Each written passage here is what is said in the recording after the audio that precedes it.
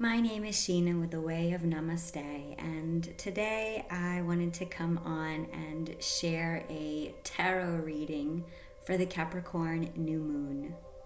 So I've asked the cards this week, what is it that we need to know? And I'm working with the Modern Witch deck by Lisa Sterle. We start with the heart of the matter, and it's the Two of Cups. There's a super amazing, spectacular person in your life, or there's about to be. You love being in their company so much. Each time you're together feels like a party, and your heart is just bursting full of love for them. Get drunk on love, enjoy them beside you, and let them fill your cup. Our challenge or obstacle this week is the Ten of Cups. It's a beautiful day. A rainbow shines brightly in a clear blue sky, and it's full of joy. You've been through some trials and tribulations, but your home life is perfectly at peace and in balance. So stop and smell the roses, appreciate your loved ones around you, and enjoy these beautiful moments. Right now, we are in Gene Key 58. This is the divine expression of bliss. And when we fill our chalices from the inside out, we actually create a recipe for peace, rather than expecting peace from the outside in, which can be temperamental and up to the environment. So our invitation this week is to tune in to where we feel dissatisfied in life. Where are we leaking our vital life force energy into things that are not fulfilling? Is it our jobs, our families, our relationships? When you spend time with others, how do you feel afterwards? This can be a good indication if these people are the right support for you. And if they're not, this does not mean we need to victimize ourselves or blame them, but we can use the data that we learn as rocket fuel to empower ourselves. Fun fact, people are not here to make us happy, even family. They're actually here on this earth school to help make us conscious. And family especially can help make us feel very conscious. So what a gift to think that before this lifetime, you made a sacred soul contract with your family members that you would wake each other up, no matter what it took. You may have even lost family members to disagreements that were beyond repair. And I know that we can't even imagine that being for our benefit in this linear time space, but what if we stopped relying on other people to bring us happiness and we found it for ourselves?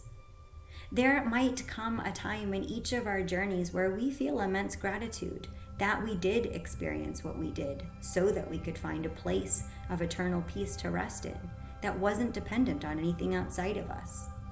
If I had the perfect family dynamic, I may not have achieved this place of peace.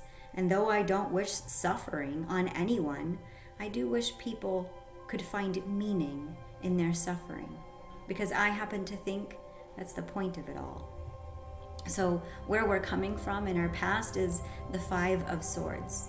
You're definitely feeling strong, maybe even a little angry or a little fed up with a situation, and you're prepared to throw punches. If you choose to go this route, you'll definitely win, but there will probably be unforeseen consequences. So you're focused on this situation, but you're not thinking about the future. So just stop and consider the situation for a second before you do something you'll regret. Stop, take a breath, place your hand on your heart, and ask yourself, is this the version of me that I really want to step into? So what we're conscious of right now is the Four of Swords. I know, the struggle is real and you are goddamn exhausted. You've been putting time and energy full into all the outer aspects of your life, like friends, like your relationships and your job, and you've forgotten to take care of yourself. You're worn out, it's holiday season, so it's time to take a break. Relax, close your eyes and meditate. Take a nap. Do what you need to do in order to recharge. This is the Capricorn new moon, and right now the work is the work that we do on ourselves. And for some of that work is simply resting and being. So what's coming up in our future? It's the Fool. The grand adventure begins. The fearless Fool with her devil-may-care attitude is ready to take the first steps towards the unknown. Pure passion and optimism fuel her as she dances to her music, to joy itself. She doesn't know what lies beyond the cliff's edge, but she's left behind her life in the city. Goodbye to normalcy, to routine, to the structured life she'd had within society. She fully trusts her instincts to carry her beyond the ordinary. Don't be afraid to take that leap of faith. Now is the time for you to start your journey, because you are ready. Be spontaneous and let your wildness run free. Don't look back in fear. Look ahead and up to the sky and the sun, and let your instincts guide you. Trust me when I say you've got this. So what are we unconscious about right now? Okay, it's the Tower. Don't be mad, but absolute disaster has struck. So let's take a deep breath right now.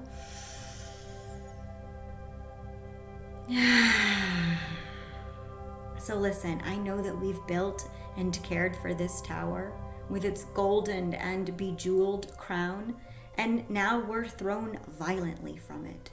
Fire rains down, dark storm clouds gather ominously, and we're in absolute despair as the tower crumbles. There's nothing we can do as we watch its destruction, and the pain of the sharp rocks below is unavoidable. Sudden, massive, and probably painful change is on the horizon.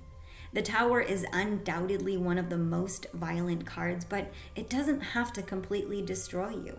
It might just be facing the end of a relationship or a job. I know these are big, major transformations, and there may be bridges that burn, or maybe a friendship that goes up in flames. But from the ashes rises a phoenix. Tragedy can help us grow stronger and really illuminate what's truly valuable to us. So feel your pain, absolutely, don't ignore it, but trust that you can learn from it. Pain is just another necessary element in living a life. So the Querent, what's on our mind right now? It's the Three of Wands. Standing solidly on earth, you've got your wands for support, and you're contemplating your plans. You're working hard and you're getting ready for the future. It's working. You've got a solid strategy. So all you have to do now is put it into action. Our environment is the Ten of Swords. Okay, everything is fine. It's fine. Really sure you've been completely pierced through with 10 sharp swords and you're collapsing into a ball on the floor. I know you're struggling just to survive as the weight grows ever heavier. You're gonna get through some truly soul-crushing moments, and I know that it feels like your world is ending and every movement hurts, and sometimes only a meaningless distraction feels like it will help. But promise, the pain will end, and you will come out stronger, having survived it. Let's go ahead and take another deep breath in, all the way from the base of our pelvic floor, inhaling in.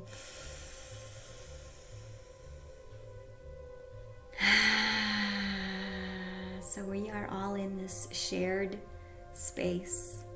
No matter what continent we are in, no matter what country we are in, we are feeling the end of one way of being. The tower is collapsing, and as it does, it is bringing through an entirely new vibrational reality. Our hopes and fears is the King of Pentacles. This king has everything they've ever wished and fought for, and all their material dreams have come to fruition. They have so much. They are not miserly, but instead trusting and extremely generous. They love to see others succeed as they have, and they will definitely be willing to lend a hand, a helping hand if needed. If you are the king, don't be stingy with your time and money. Donate your skills, your wisdom, and maybe even possibly your money. You'll feel so totally, truly fulfilled after spending the time to help others. Our outcome this week is the Three of Cups. It's time to raise those cups high and cheer, because there is a celebration in order. You are surrounded by friends that love you, and you love them. So now it's the time to show it. Either you or a close friend has achieved something pretty incredible, and maybe you're really just recognizing how much they mean to you. Either way, it's time to party. The moral of the story is we are the authors of this story. It's time for us to choose our soul family, the ones we want to ride these storms of life with. Spending times with the ones that truly love us can improve our health in such a myriad of ways that perhaps the biggest revolutionary act that we can do for ourselves and for our health is literally just prioritizing the time that we spend with one another. And if right now there's someone or even many people that you need a break from, just know it doesn't have to be forever. There's only this moment right now. So here's an invitation. Use it in the way that feels the best for you. I'm sending you so much love and bliss for this new moon, praying that you recognize with this Capricorn spirit that the greatest work that you'll ever do is the work that you do on yourselves. I know for me, I never asked my family to go to therapy with me. I never needed to call out my family members for every shitty thing I felt they had ever done to me. Instead, I learned how to take care of myself. I learned how to love myself well. And by doing that, just naturally, I stopped prioritizing the opinions and reactions of my family. And I don't live for them anymore. My love for myself is not dependent on their love for me. And while I pray for my family to find peace, this year I rest in the sweet nirvana of knowing that all my family has found the ones they love. Perhaps I just needed to let them go in order for them to have that. And you know what? That's a sacrifice that I would do all over again to know that they were happy. I'm sending you all so much love and light and bliss this season. May you do exactly what you need to do to feel that vitality and that bliss from within you, that true satiation of life and the quality of your time and how you spend it. I love you. Namaste.